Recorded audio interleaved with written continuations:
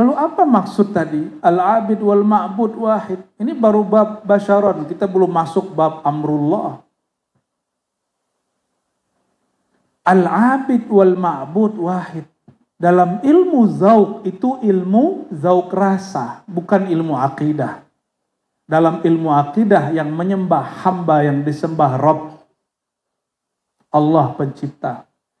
Hubungan kita dan Allah, hubungan hamba yang dicipta, Allah yang mencipta, itu ilmu akidah. Dalam ilmu tasawuf, ilmu hakikat, hubungan kita dan Allah lebih mesra dari hubungan Tuhan dan hambanya. Hubungannya adalah hubungan pelaku dan perbuatan yang dia lakukan. Apakah fi'il perbuatan kita itu kita atau berlainan?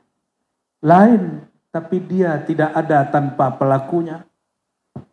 Saya berbuat, saya berbicara, saya berkata, saya memandang. Pandangan itu bukanlah saya, tapi pandangan itu tiada kecuali saya memandang.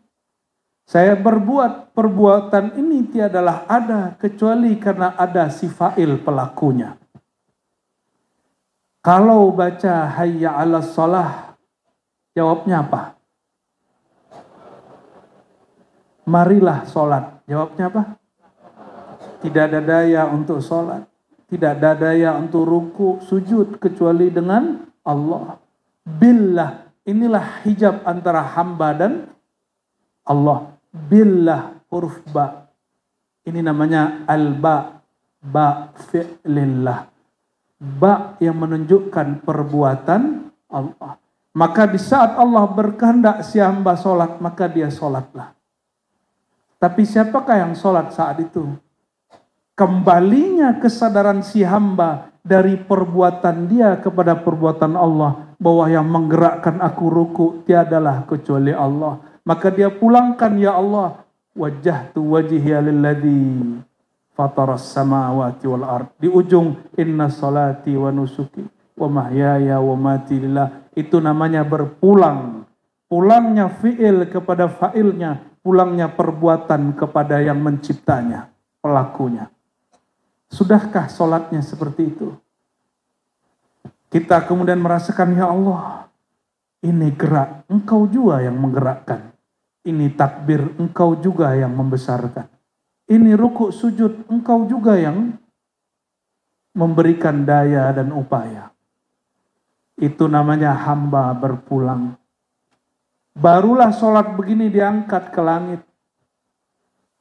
Maka orang begini tidak sempat lagi, aku khusyuk atau tidak. Tidak sempat mikir lagi.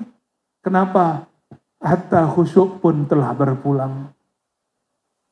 Jadi ini baru masuk bab fi'il, belum sifat, belum zat, belum asma. Ketika berpulangnya fi'il, adanya kesadaran hamba, saya sadar ketika saya sholat ini.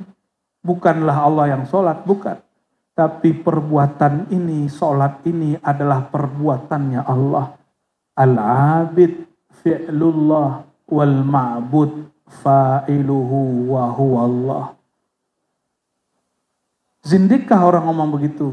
Yang sholat itu perbuatan Allah yang disembah, kembali perbuatan kepada yang berbuat. Apakah zindik kafir orang begitu? Tidak.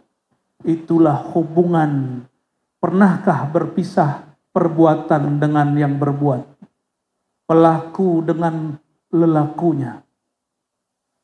Pernahkah terpisah? Begitulah wa nahnu aqrabu ilaihi min hablil warid. Kami lebih dekat kepada engkau, kepadanya, melebihi urat nadimu. Karena yang menggerakkan nadimu, itulah dia. Pulang. Itu yang disebut berpulang. Maka nanti inna lillahi wa inna ilaihi raji'un. Bab ini sudah cukup. Sampai di sini sudah cukup. Menjadi kekasih Allah level 1. Semoga Allah berikan kesadaran itu. Jadi kalau sebelum sholat, kata Sayyidina Nabi SAW, Sallu kama ra'aitumuni usalli. Ini langsung silakan diamalkan nanti. Sholatlah seperti engkau melihat aku sholat. Adakah yang melihat Nabi sholat?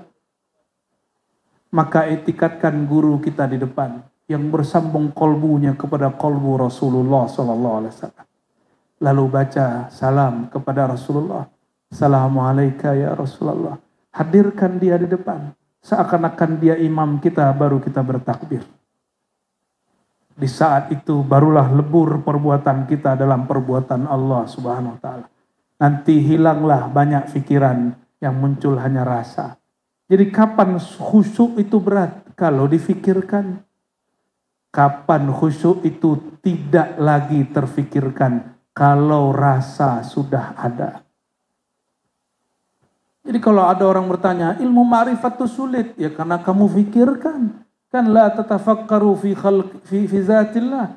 Jangan pernah fikirkan zat Allah. Dari tadi saya ngajar nggak pakai pikiran. Saya mengajar pakai rasa. Yang kata orang ini berat, ini tidak jadi berat.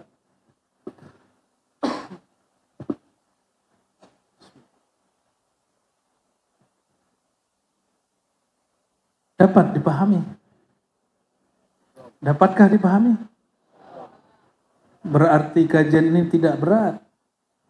Kajian ini ringan. Kalau kamarnya benar.